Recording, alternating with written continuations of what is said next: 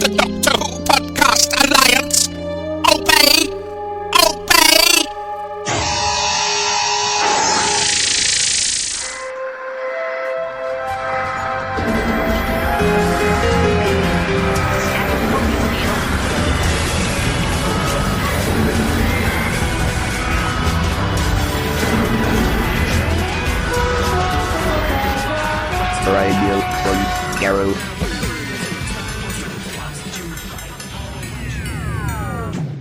Welcome to a Tin Dog Podcast. Yet again, another interview from WHOOVERVILE. This time, one that I wasn't really involved in, and something I just felt I had to include on behalf of the Doctor Who Podcast Alliance. Okay, ready, steady, go? Are you switched on? I think that thing's on. It's on? Is the, You've already got all this about antique ear trumpets. ear trumpets. Hello and welcome to the Ear Trumpet Podcast. Can you hear us? It's not why not. Right, okay, well, everyone's looking at me. I'm on my best behaviour as well. We're here with Simon from the podcast. Indeed, the Doctor Who podcast. I'm with Anneke Wills from TV's Doctor Who, and I'm Mr. Chris from the Pharos Project podcast. Hello. Hello. So right, Anneke. Yes. You've been in Doctor Who, and I think we've seen some of all of what's left of your work. It's a bit of a tragedy, but yeah, I enjoyed the War Machines. That was my introduction to. That's the only one, isn't it? That's incomplete. Yes, is the War Machines. Was it the Moon Base? The Moon Base. We've only got. Don't ask me. Episode. And episode 2 and 4. 2 and 4. Everybody who's listening already knows. They're all saying, "Oh, come on, woman!" 2 and 4, and then there's the Underwater Menace, which we found an extra one this last year, which was incredibly exciting. So sadly, that's all we have. But that's not all you've been doing, though, is it? Because in the past few years you've done a few books. Yes, and this is all thank you very much to my time in Doctor Who, because of the massive fan base, they all at some point a few years ago they all said, "We want to hear your story because we know you've led a bit of a life. So why don't you tell us about it?" So I did. So I wrote 2 volumes of my autobiography. Which was amazing, and then out of that, which you see, I think is just for me completely amazing, is to do the big finish work, and to be still playing my lovely character of Polly, after all these years, and now I'm terribly old, and it's like climbing into a pair of jeans that you still fit in. Did it feel completely natural going straight back to Polly? Absolutely natural. Because in a way, of course, you make your character really as close to yourself as possible. You do, because then that makes it authentic. So it was like coming back into a part of myself younger, but at the same time, in some of the Big Finish stories, I'm older and I'm empowered. Now I'm empowered, So that's just wonderful. And also an incredible honour to be working with the likes of Jean Marsh and Peter Davison. At one point in the studio, there's a pause, and I said, we're all in our little booths, and I said, "Peter." He said, "Yes." I said, "Oh, it's ever so lovely to work with you." He said, "It's ever so lovely to work with you." But Doctor Who said it was lovely to work with me. So you see, I'm actually an avid fan. Wasn't Peter a fan? Because he was quite a fan of Patrick Troughton. So he said, "I'm working with Polly." I know. You see, it's so lovely that they're fans of the early, and also, of course, David Tennant, you see, a fan of the wonderful Patrick, you see. So Peter Capaldi, massive fan, as we discovered. From the early days. To meet him. They said, somewhere along the line, they said, what would you say to Peter Capaldi? I said, he has to come and find Polly and give her a hug. Absolutely. So, but you're doing a new book now, aren't you? In Focus. I'm going to be doing In Focus came out last year, which is Phantom Films have done this beautiful book called In Focus, and it's just photographs of me. And so early next year, it comes out in paperback. Because that was a special edition 200, and so that sold out, and so now we're going to do it in paperback. But the other thing I want to tell you that I'm going to do is, and I'm really deeply honoured by this, I'm going to be reading Jessica Carney's story of her grandfather, William Hartnell. So I'm doing that in September. So hopefully that will be out as soon as... Everybody's trying to get everything out around the 15th, you know, so... Yes. So that's going to be a challenge and exciting. What do you think about the Adventures in Space and Time that they're doing? It was so lovely. You know, to be called up by Mark Gatiss and saying, you know, I'll take you out to lunch. What? Yeah, all right. And then to talk all about Doctor Who, and then to him saying, you know, we'd like you to be in it, and so that was amazing. So I went along to the studio and walked on the set of the TARDIS, you know, and it was like, but not like when I walked on the set of the TARDIS in David Tennant's day.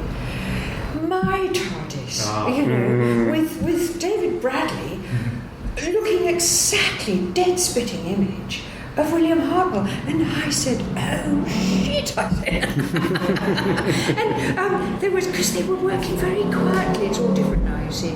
In the olden days when I worked, all the lights would be on, and it was very obvious that you were working. But in this case, it was very quiet, and they were all talking very quietly. And I walked on. It was this great expletive, and there was a pause, and then they said, "Cut." And it was me. I think I was struck off Mark Gatiss's Christmas card list. But it was wonderful to be there. It was wonderful. And I sat there with all my friends who were all fans. We were all sitting there, chuffed to bits, you know, to be watching. Who will you be playing? Well, my character, of course, is... Well, no, I'm just a tiny little extra. If you are very careful, you might see me and Jean Marsh. If you're very careful, it's a tiny moment. But we might be cut out. I don't know. But a lovely girl, a beautiful girl, playing me. And a lovely guy, dead spitting image of Michael Craze. So there we are, the two of us in the TARDIS. Oh my God! I'm so surprised when I heard that they were going to be doing like pretty much right up until Patrick Troughton and co. Yeah, I thought they would just be it was just like be like that Coronation Street drama documentary they did about development of Coronation Street. I know. No, so it's going to be covering a much wider period. So is it? Yes. Right up to Patrick, or is it going to fit into Patrick's? As far as I know, and I may be wrong, but as far as... Because I was so overexcited that day, I don't know what was going on, but as far as I know, we start with the regeneration, and then we go back into time. How did Bill Hartnell get you know, say yes to working with Waris Hussein and Verity Lambert, two kind of wild cards of the BBC, and then, you know, what would Bill Hartnell think about working with these two? Would he trust that they could do a good job? And within weeks, of course, he was absolutely, in deep admiration of who they were and what they did. So that's, I believe, is what we'll be seeing. I am so excited about this. I'm more excited, I have to say, about watching this than I am about the 50th. I think that's the general opinion is that people are really infused about Adventure in Space and Time. Yes. I think maybe because we're getting more hints of it. Yes. Or maybe just we think maybe the 50th thing will be just some sort of daft, overblown thing. But this just seems like more... It's more of a known quantity, and it's hard to look at it from the outside the fan perspective and see just how infinitely dramatic it is, really, at a 3-year period. I mean, when you came in, it was towards the end of William Hartnell's time. He was ill and unhappy. It must have been a tense atmosphere on set. It was very tense. It wasn't. I mean, of course, it was wonderful, to get the work on Doctor Who. Of course, that was fantastic. And Michael Craze and I were absolutely chuffed to bits. I mean, one thing just to get the work, because it was lovely to get work as an actor. But to be in Doctor Who, that was amazing. And then our main star was this very difficult, very crotchety, and I had worked with. I had done some work with some difficult actors. I'd worked with Herbert Lom. I'd worked with Eric Portman. These, and they were divas.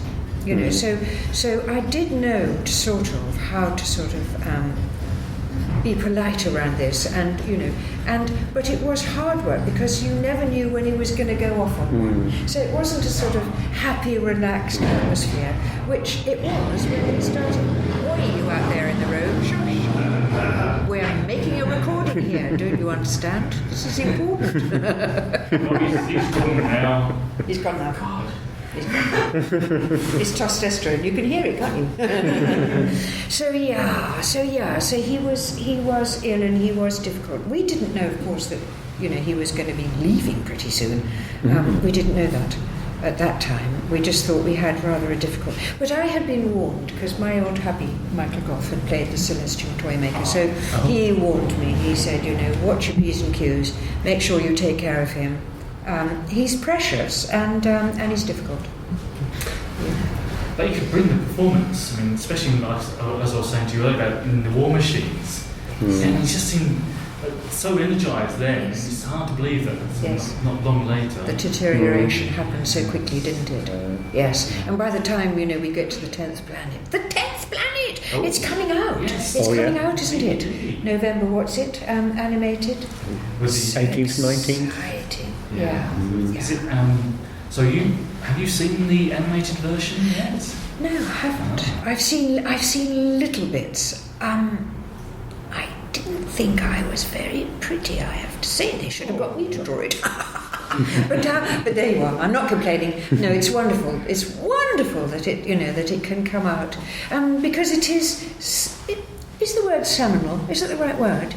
It's a very, very important story in the whole history of Doctor Who, isn't it? And also there's proper science fiction in there. I mean, Doctor Who is a bit fantastical, but if you ignore the whole flying planet thing, the Cybermen, that whole the kid, is it Kit Pedler? Kit Pedler, yes. Yeah. With his scientific his concerns about spare heart surgery and where do you draw the line? Yes, exactly. That's it. And for him, the deeper question was, and then would these beings have souls? So that was, this was very exciting. We were thrilled to bits because we thought, woo, we've got a real proper scientist, writing. And the 10th planet actually is such an important story because of the timing, because we're talking about, we hadn't reached the moon yet, we hadn't gone to the moon yet, but we had in Doctor Who. Years and years later, in an American convention, there were these astronauts, and I went up to one, oh God, and said, I've been to the moon on Doctor Who. I didn't know what I was talking about. I wanted to try and get a cheap autograph. I think they were selling them for £90, and I wanted to get a cheap one. I didn't manage. But there we were, and we were very proud of this, and the fact that we had a black astronaut. This was, we were cutting new ground. Good old Doctor Who was cutting new ground. So it's very exciting. What was it like working with those actors in the Cyberman outfits? Because they look incredibly heavy. It was very difficult for them, poor things. And then they were passing out all over the place as well. They were sort of crumbling. There's actually somewhere, there are some outtakes, I think you will see that, where you see the poor little Cyberman go, ooh, because it was so hot in the studio.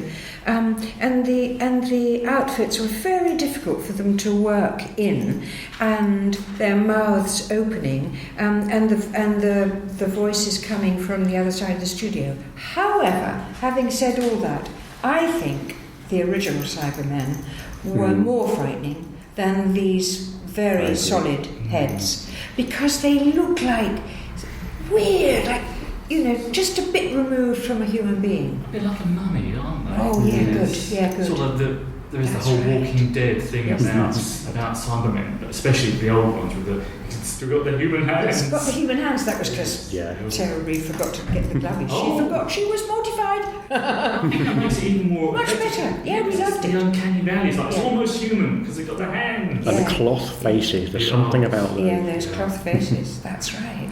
And our set, you see, we thought our set was wonderful, and a lot of that had come from Pinewood. Actually, had been, you know, they.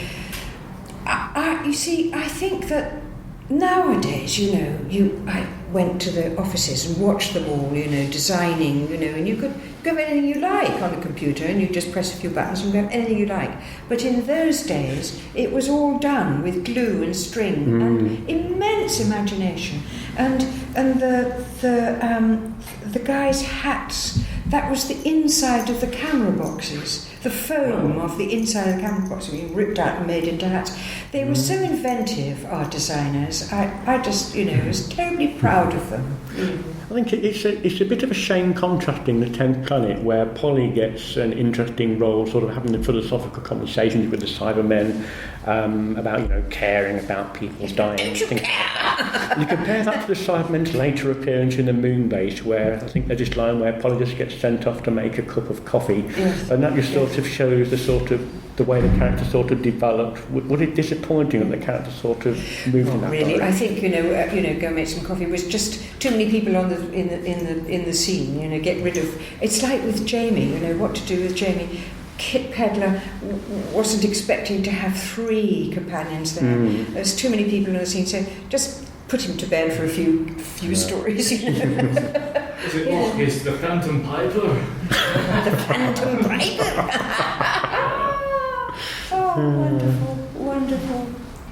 So, have you got any? It must feel not great, really, that of so much that you worked on, not just Doctor Who, but so much of 60 television that you appeared in doesn't exist anymore.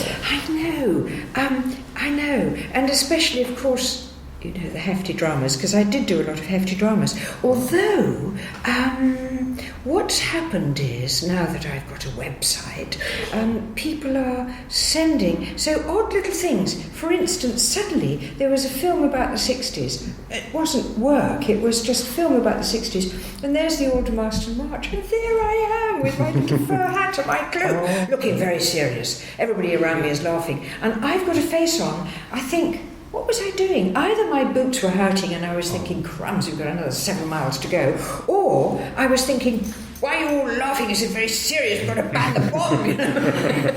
But, you know, there I am, 17. And then another one, so odd little bits. And there's been this, the Likely Lads came back, we saw that, a Wednesday play came back, odd little things, and then I sit and watch them. So, oh look, that's me. Oh, I'm an American. Oh, that's amazing. Oh, I'm a jazz musician. Amazing. You know, I'd forgotten. So there are little bits creeping back now. You know. So we don't know, do we? We don't know, do we? You never know. I think Auntie Siobhan has come in and... Wouldn't it be amazingly exciting if these episodes had been filmed? Would that not just actually make all our lives? I think we all just have to keep the fingers crossed because of the rumours. You know, you just don't know. We keep hearing the rumours. Oh, please let it be true. It would just be... I think if it is true, they'd better have some St John's ambulance people, because there's going to be a lot of people passing out, and I would be one of them. Going to be a lot of I told you so. Well, on that, I think it's time for us to wrap up. too bad. I could go on talking about Doctor Who all day. Thank you very much. Thanks a lot. Thank you very much. Thank you very much. And before you Yes, go, a photo of all of us. That also. Yes, signing something. For being a guest on our podcast, I present you with an official The Faust Project badge. Oh, brilliant. Oh, brilliant. Yeah, let's put that on. There we go. What's your website again? AnnikeWills.com. And Wills.com. Oh, yes. Is this still being Actually, recorded? Find me, AnnekeWills.com. You can email me, Anneke@AnnikeWills.com, and you will eventually get a reply, because I don't actually do it. Lovely Matt does it for me, because I don't do computers. I can't even do my mobile phone. Anneke, thank you. Thank you. Thank you. Thank you. Thank you. Thanks, everybody. I got absolutely mesmerised by the eyes of this creature.